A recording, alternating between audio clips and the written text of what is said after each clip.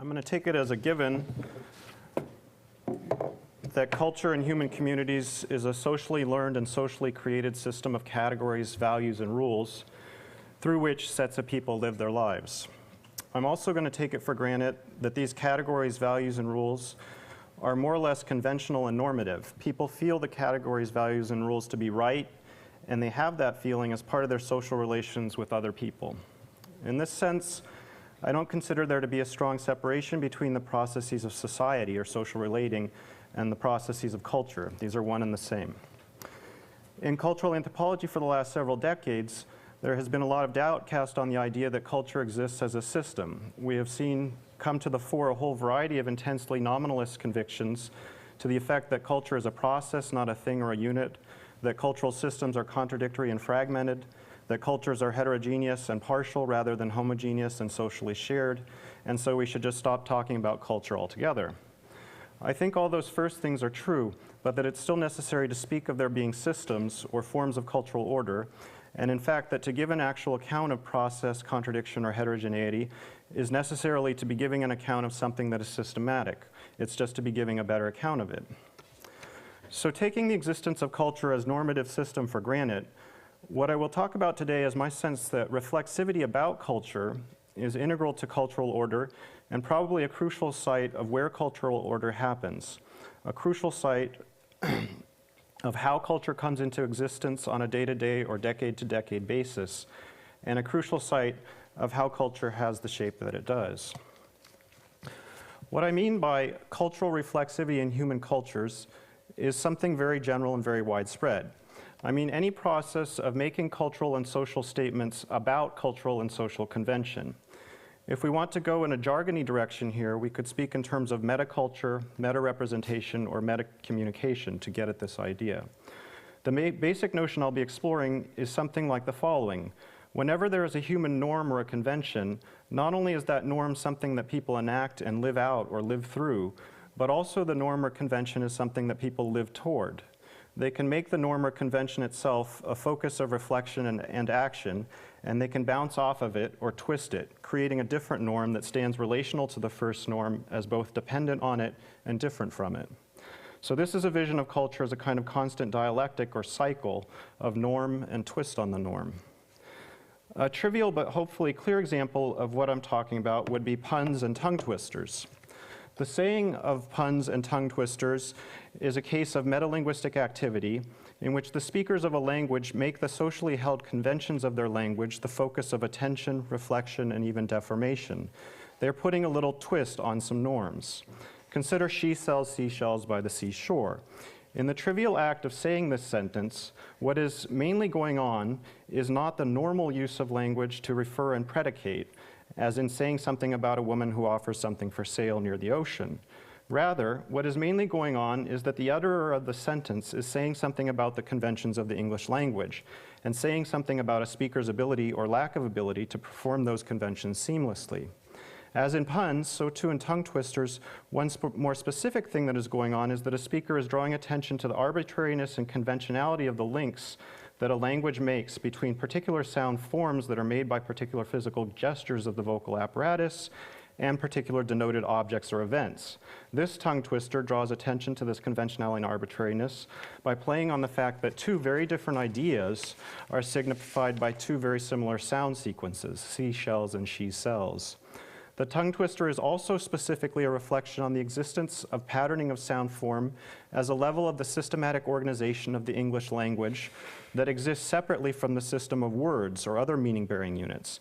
In saying this tongue twister, I'm saying the segments sh, s, and z repeatedly, inverting sh and s in the second repetition and dropping the z in the third. The tongue twister is partly about the fact that the sounds sh, s, and z are very similar to each other in what they sound like and how they are physically produced, but even so, they are different enough to make a difference in English in the semantic meanings that are carried by sequenced sound segments. Here's another example of cultural reflexivity. Satire and parody are by definition genres of cultural activity that take existing cultural conventions and twist them. They take conventions by which other messages are usually conveyed and make those conventions themselves not the vehicle but the message, here a focus of mockery. This article is a send-up of a whole suite of our society's rules, categories, and values. Like other Onion articles, this one mimics the genre conventions of straight written news reports, including conventions of what a headline is in relation to some juxtaposed other text, and what a headline's syntax and typography are, and conventions of date, place, and human source whose words and actions are being channeled through the news story. The article is also a twist of the conventions that news articles that follow these conventional patterns are true. The Onion mocks the conventional understanding that because something appears in print or on screen from a news outlet, it is a description of reality.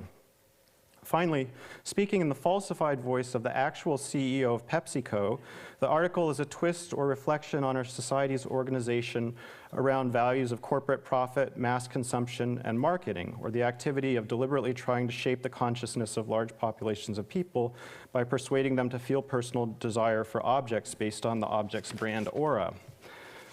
No amount of Onion articles are going to change these various major conventions of our culture, but still the Onion articles exist in the first place as a cyclic or dialectical twist on those norms.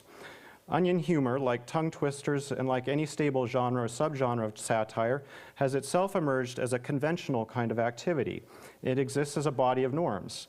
The idea I want to put forth here is that culture at large is organized a bit like a play on words or like a satirical newspaper story.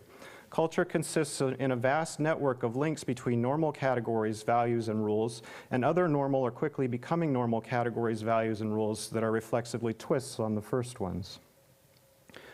In the very general terms I've defined it here, cultural reflexivity is something that is everywhere in our world.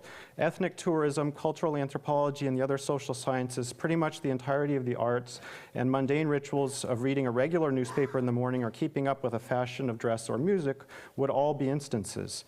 Indeed, the idea that culture and society exist reflexively might not be all that foreign to this audience because, in fact, the dominant folk ideology of society and culture in the West, and especially in the US, is that people exist naturally as individuals first, and then they decide what they're going to, the way they're going to have a society, a culture, and a political order, and they make one. Individuals are a given, and the social order is made how we choose to, through the deliberative processes of our public sphere and through our choices as private individuals. But I actually don't think that the kind of network of cultural reflexivity that I'm talking about is exactly the same thing as choice, overt deliberation, or overt propositional statement of actual conventions. People who are great at saying tongue twisters or making puns don't need to deliberate on and spell out the conventions of their language for the wordplay to be pleasurable or make people groan. Just as overtly spelling out the norms that an Onion article parodies isn't necessary to feel the point of the article and may even make the point less powerfully felt. I also don't think there's a great divide here on this quality of reflexivity between modern and non-modern cultures. So to illustrate a bit further the sorts of things I have in mind by reflexivity, I want to jump to a very different human context, namely the culture of Korai people of West Papua, Indonesia, where I've done my own main cultural anthropological research. Korai are a population of about 4,000 people who live dispersed out across 500 square miles of lowland forest just south of New Guinea's central mountain chain. They make their livelihoods by planting banana gardens, by tending and processing sago palms, and by fishing and a certain amount of hunting. Over the last 20 years, they've become internationally famous through about 20 television shows that have been made about them, and a vast number of magazine and newspaper articles in which they're portrayed as a perfect fit to the metropolitan Western stereotype of a tribal society. They are also famous in particular for their tree houses. I'm going to begin with a humorous and, again, in some ways trivial example, namely a popular way that Korai address each other in speech that is a bit like our own practice of nicknaming or pet naming. Here, though, the expression is used reciprocally between two people, and it is based on an experience of the two of them having once had a common experience that set them apart as a mutually identified pair. The most common pattern is for a pair of people to call each other throughout their lives by the name of some small snack they once shared together. Some examples are at the top. But other patterns are for people to call each other by a term referring back to an event of deviant eating or some other mildly transgressive experience of bodily transgression. Korai refer to these special person reference partnerships by saying that two people, quote, avoid each other. This is in reference to the rule that a pair who enter into one of the partnerships is supposed to avoid ever saying each other's names. Instead of using names, they call each other by the special term prefixed by a possessive pronoun. They each call the other my breadfruit nut, and so forth. There are several different ways that this person reference practice is like a tongue twister or an article in The Onion. Several different ways the practice is reflexively relational to other Korai conventions and norms. I'll quickly just mention 3. First, the practice is a twist on personal names as another conventional system of how individual humans can be represented in language.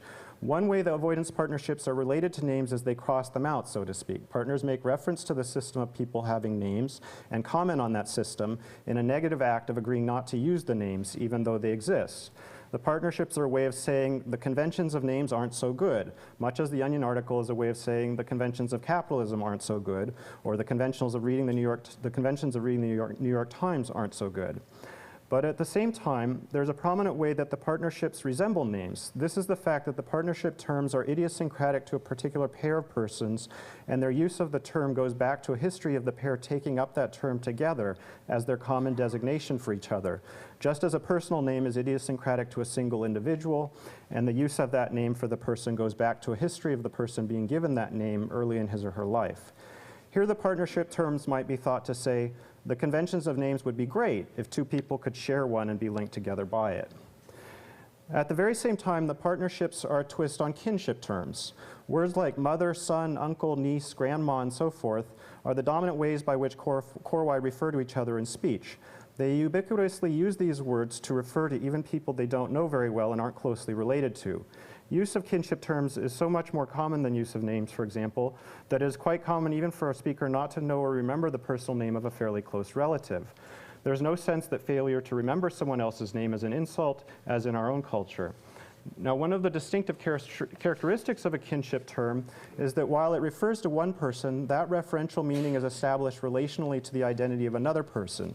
And uncle or grandma is somebody's uncle or grandma. So in Korai speech, for example, kinship terms generally are spoken with possessive pronouns attached to them. People are constantly addressing each other as my uncle and so forth. Certain of these terms are usually used reciprocally between 2 speakers, much as in our own speech community, cousin is a reciprocal kinship term and sister is a reciprocal kinship term between women. What I'm leading up to here is that the special personal reference partnerships I described a bit ago are themselves quasi-kinship terms. 2 people speak reciprocally of each other as my falling down, and one person is a falling down only in relation to the other person in the pair, not in general and not in relation to other people in the society. The whole genre of person reference is a hybrid between personal names and kinship terms. Naming and kinship term usage exist as 2 different systems of communicative norms which contrast with each other in certain ways, and to this field of already heterogeneous norms, Korai add a further twist, creating a complicated third system that they find pleasurable. A further cultural system that these person reference partnerships are probably relational to is interactional avoidance between married men and their wives' relatives. This exists as an independent set of norms in the society. In-laws are supposed to avoid each other's names, and mother-in-law, son-in-law pairs avoid seeing each other, touching each other, or sharing food. This in-law avoidance is serious business and hard work, and carrying it out carefully helps keep constantly in view the broader moral relation that exists between a man and his wife's relatives, a relation of intrusion, obligation, and tense accommodation. But in another context of their lives, namely the special person reference partnerships that I've talked about, Korai can also make avoidance into a bit of a pleasurable joke. The person reference partnerships are a little parody of the society's own conventions of avoidance, a parody that doesn't directly have anything to do with in-law relationships. Indirectly, though, the parody makes light of the tenseness of those relations while also reflecting on the positive power of formal avoidance in making people related to each other. The other example of Korai cultural reflexivity I'll sketch briefly today is feasting. Korai live far apart across the landscape because they're committed to political values of not being bossed around by other people.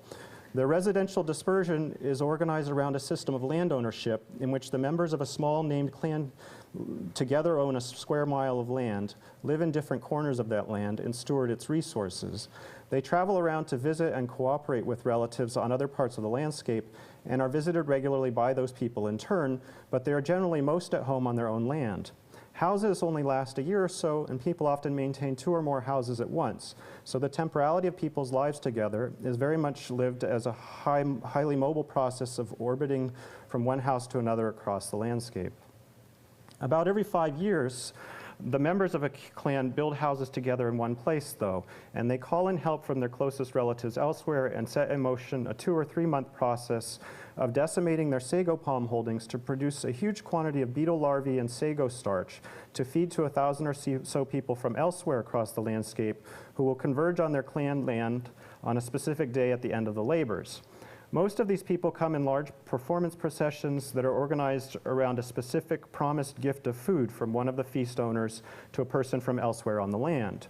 While we speak in English of an event like this as a feast, Korai most frequently talk about it by speaking of a gil, or feast building. To hold a feast is to, quote, build a feast building. To Korai, the specific long ground level dwelling that is built in the middle of the overall feast clearing is the physical part that stands for the whole event.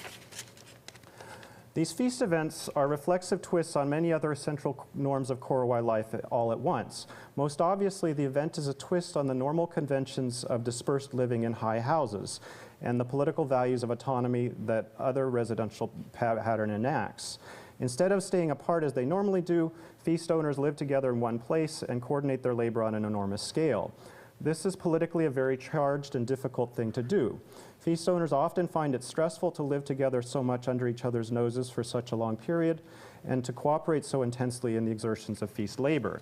Since people are averse to being bossed around by others and do not recognize or appoint formal political leaders, one of the biggest ways that feast owners manage to coordinate their labor is by steadily reciting to each other the agreed upon sequence of about 30 different main steps in feast production. Reflexively talking about the appropriate way to put on a feast is one of the main methods by which people actually manage to carry out a feast.